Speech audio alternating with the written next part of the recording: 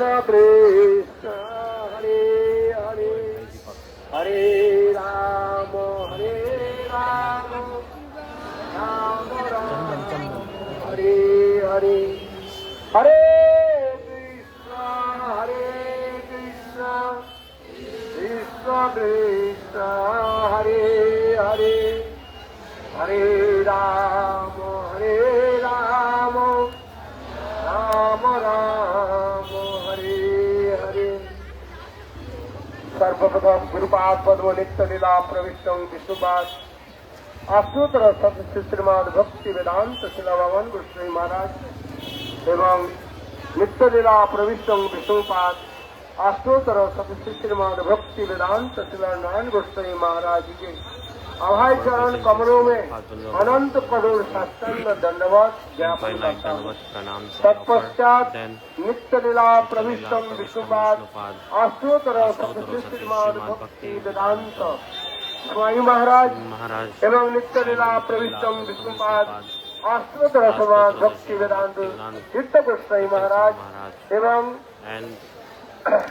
वैशिष्ट सतीर्थ परम पूज्यपाद भक्ति वेदांत परिव्राजक महाराज एवं उपस्थित समस्त सिद्धंदीपादगण एवं वैष्णव वैष्णवीगण मातृवृंद सवार चरण कमले मेरा यथायथ दंडवत प्रणाम स्वीकार। अब हम लोग 16 कोष नवद्वीप धाम परिक्रमा करते करते जहाँ पर हम लोग उपस्थित हैं ये दिव्य स्थान, इस स्थान का मोदोद्रिम द्वीप कहा जाता है। कौन सा द्वीप बताया?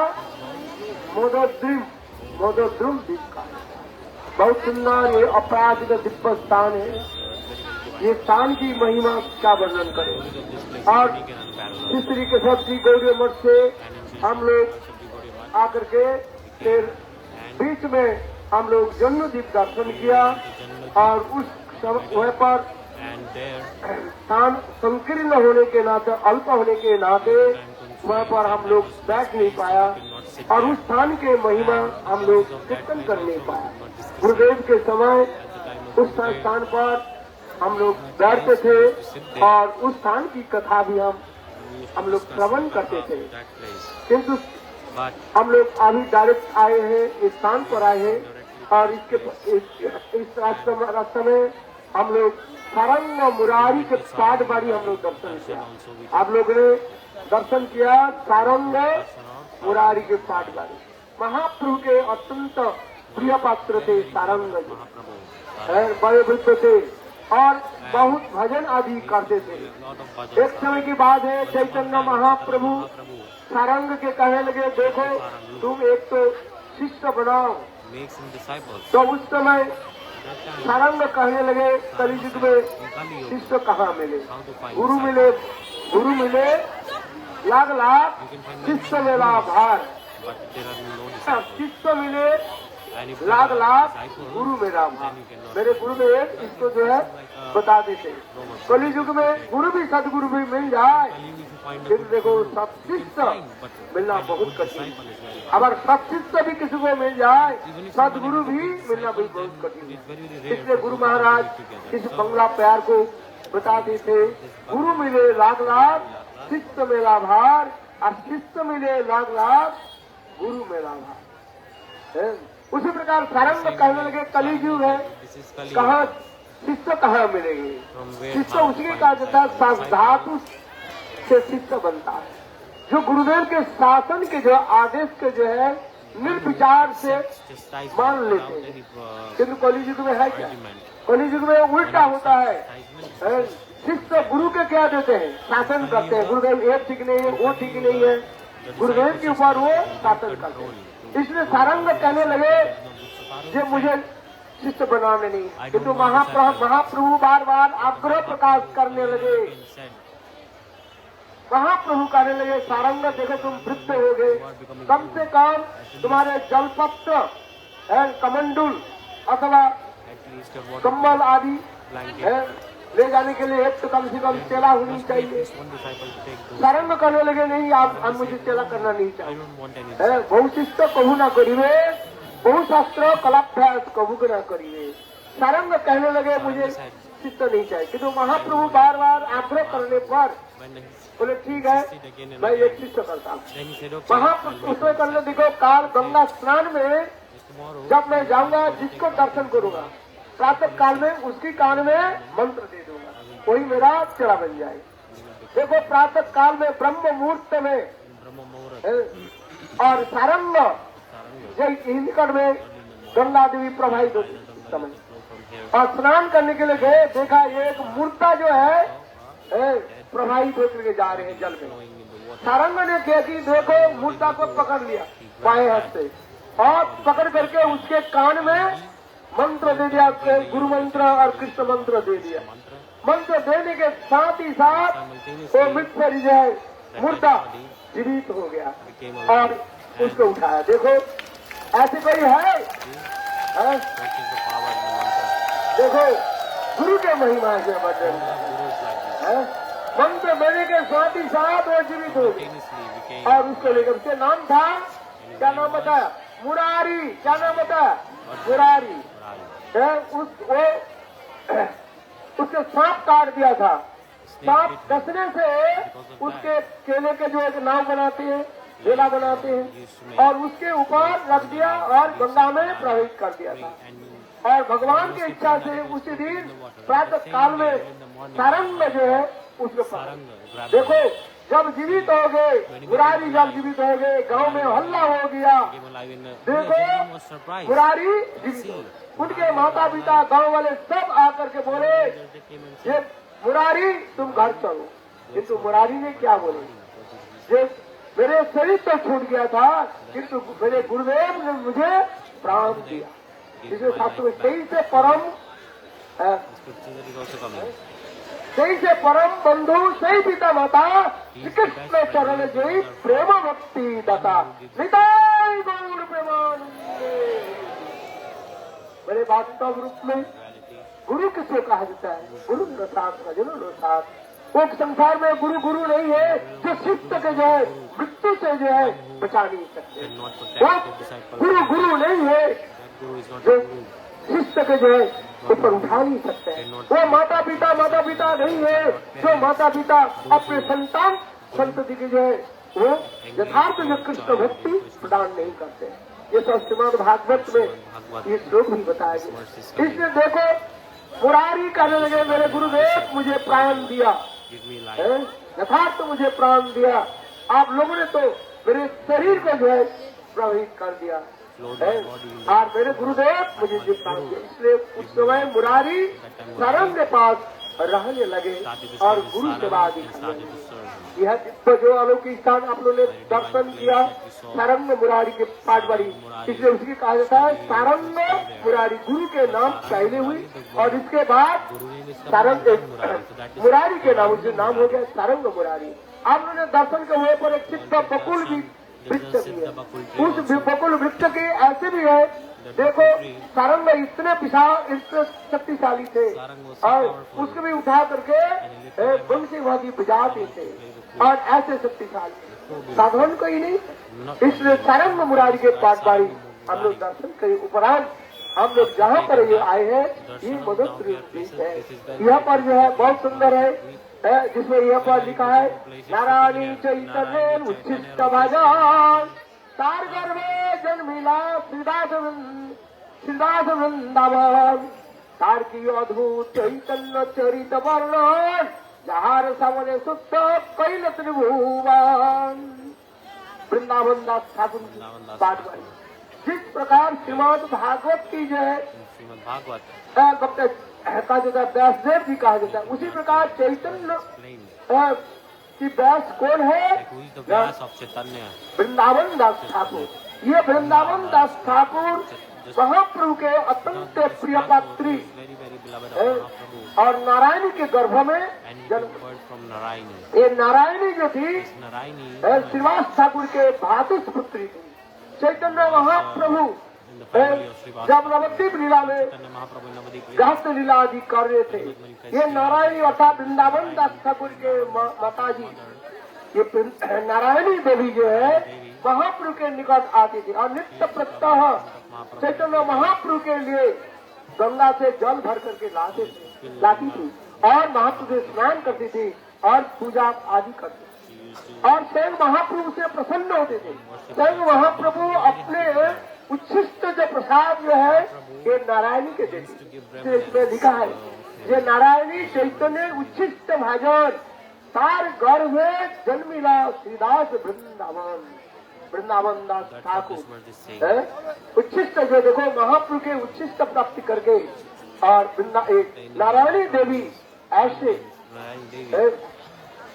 भक्त की प्राप्ति किया जिन्होंने चैतन्य मंगल ग्रंथ रचना की। पहले ग्रंथ चैतन्य महाप्रभु की जो लीला जो है इन्होंने रचना की, किंतु बाद में पता चला और एक भक्त लोकम दास ठाकुर उन्होंने भी चैतन्य मंगल एक ग्रंथ रचना किया। देखो वृंदावन दास ठाकुर ने किया कि अपने ग्रंथ की नाम बदल दिया और रखा क्या चैतन्य भागवत। गुरुदेव कहते थे यदि महाप्रभु की सारे लीलाओं के यदि चलना है तो वे पहले क्या पढ़े चैतन्य भागवत का आप अध्ययन करें। चैतन्य भागवत, चैतन्य चरितामृतम, चैतन्य मंगल और ये सब ग्रंथ अनेक ग्रंथ पढ़ने पर महाप्रभु के सारे लीलाओं को हम जान सकते हैं। इसलिए वृंदावन दास ठाकुर के विशेष महिमा यहाँ पर वर्णन करते हैं।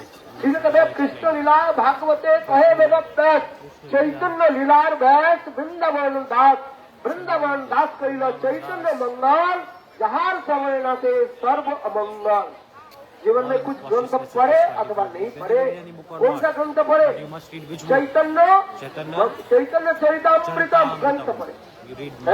गुरुदेव कहते थे सारे ग्रंथ चले जाए बड़े डिसअपियर हो जाए, किंतु एक ही ग्रंथ यदि जगत में रहे वो हमारे लिए सब कुछ है। वो ग्रंथ कौन सा है? बोले चैतन्य चरितामृतम। कृष्णदास कविराज गोस्वामी जिस ग्रंथ पे प्रकाशित किया वो ग्रंथ विशेष है एक चैतन्य चरितामृतम और चैतन्य भागवत। ये दोनों ग्रंथ पढ़ना चाहिए। अब उसमें भी लिखा है निताई चैतन्य जाते जानियत महिमा ताते जानी कृष्ण भक्ति सिद्धांत ऋषिमा मनुष्य रचित ग्रंथ धन्य वृंदावन दास मुखे भक्ता श्री चैतन्य। ग्रंथ पे लिखा वृंदावन दास ठाकुर। वास्तव इस ग्रंथ के प्रवक्ता कौन है? बोले स्वयं चैतन्य महाप्रभु है। इसलिए चैतन्य महाप्रभु की कृपा बिना इस ग्रंथ के जगत में प्रकट करना संभव नहीं है।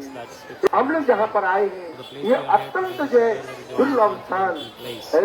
ये चैतन्य चैतामृतम और चैतन्य भागवत और विशेष करके वृंदावन दास ठाकुर की ये पाठ बड़ी कहा जाता है।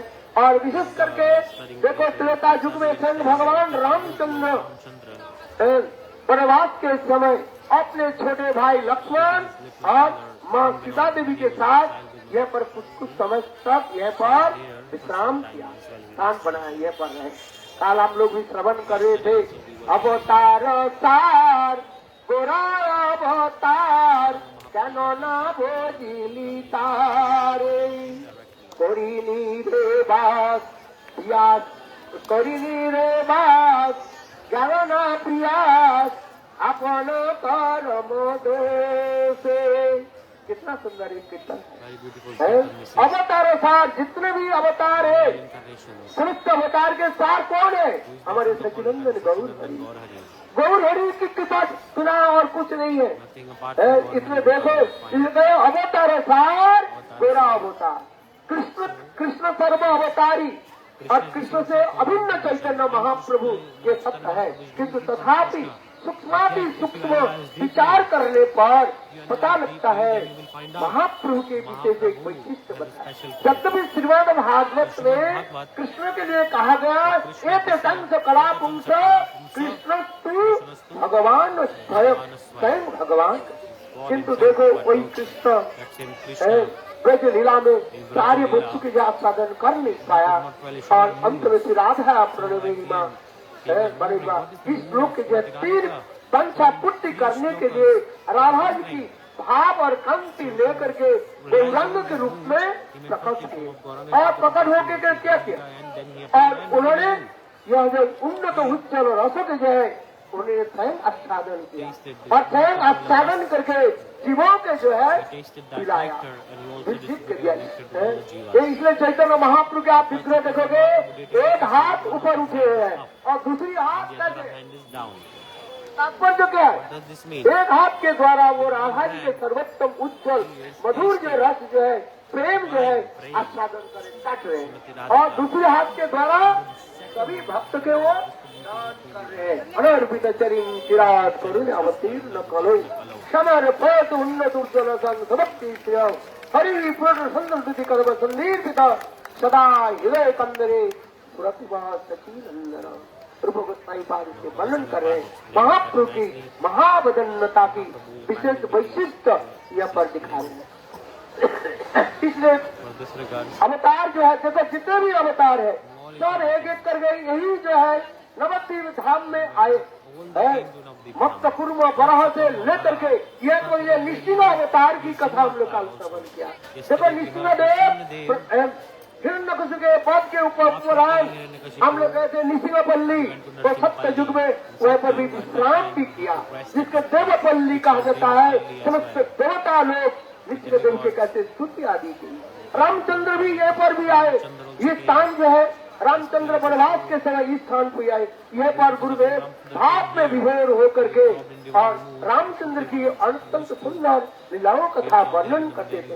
एक समय भगवान रामचंद्र अपने छोटे भाई लक्ष्मण और सीता जी के साथ इसी स्थान पर पर्ण कुटीर बना करके छपड़ा बना करके यह कर रहे हैं और एक समय की बात है देखा क्या बरसात के समय जो है कुछ ऋषि बालक जो है उधर घूम रहे और कहा जो उधर घूम रहे जा रहे थे उसको देख करके भगवान रामचंद्र मन मुस्कान करने लगे।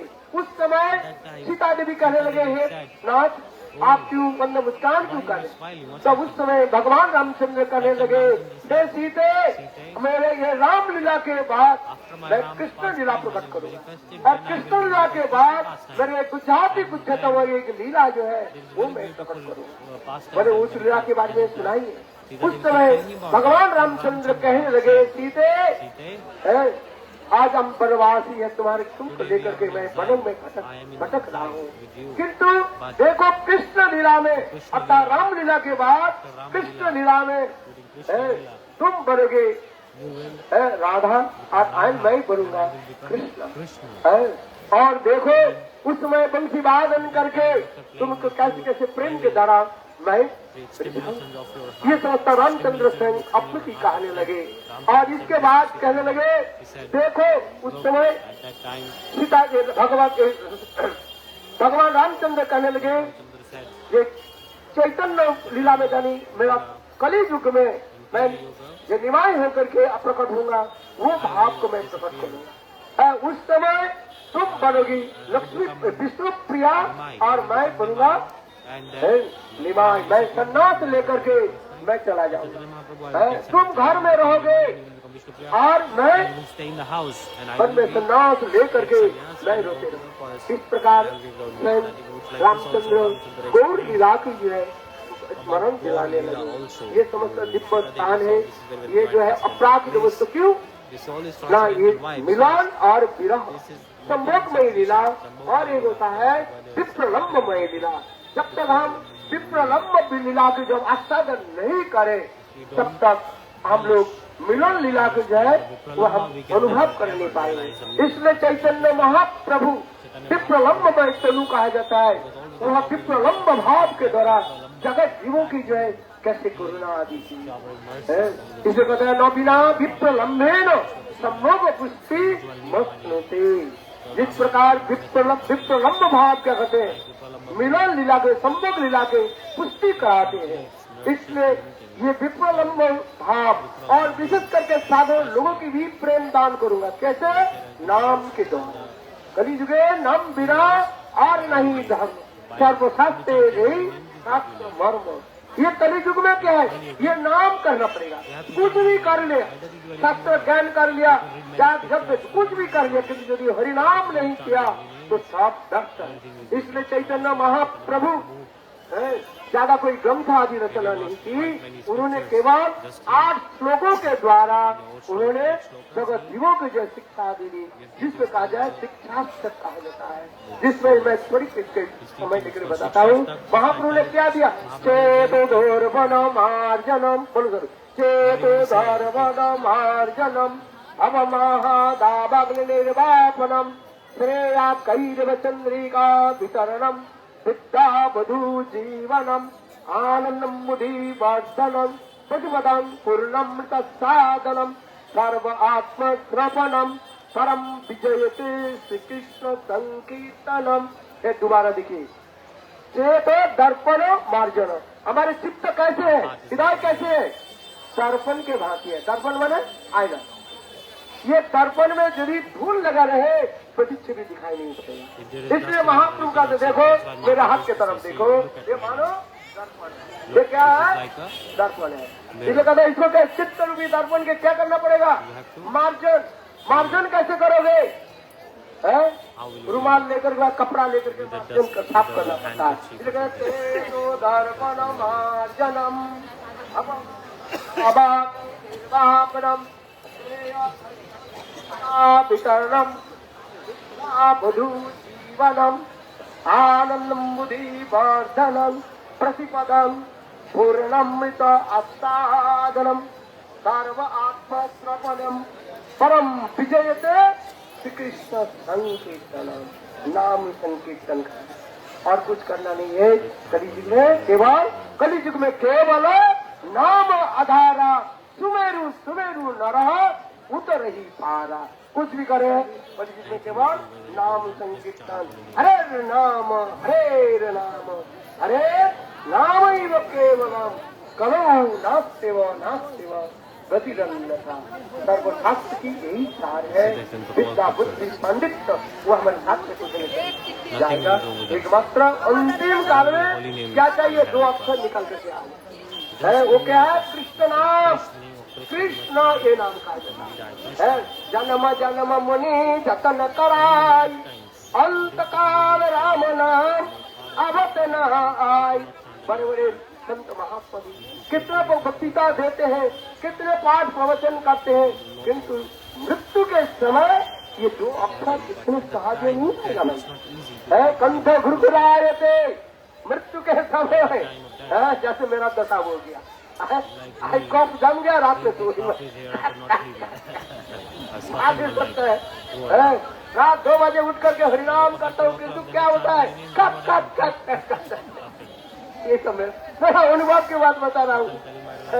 जो कंटा घुरघुराए थे, और क्या शरीर में बल नहीं है, हस्तकंपितम, हाथ क्या होता है, कब तरह का, आप बताओ। भूख लगता है, खाने की इच्छा नहीं करता है, आप बताओ। इसका मतलब क्या है, जीवन हिल शेष न भजिलाम ही, जीवन हिल अंत न भजिलाम प्राण गोविंद निताहि गौर प्रेमानंद। आप लोग सब भक्त लोग हैं, गौरजन है। मैं गौरजन के निकट यही प्रार्थना करता हूँ, मुझे आशीर्वाद दीजिए। गुरुपाद की चरण स्मरण करते करते और राधा गोविंद की चिंतन करते करते ये शरीर छूट जाए। पंचाग्नि कृपा सिंधु पतितानां पावनेभ्यो वैष्णवेभ्यो। परम पूज्य पाद भक्ति वेदांत श्रीधर महाराज। जो तो टाइम महाप्रभु ने नवद्वीप में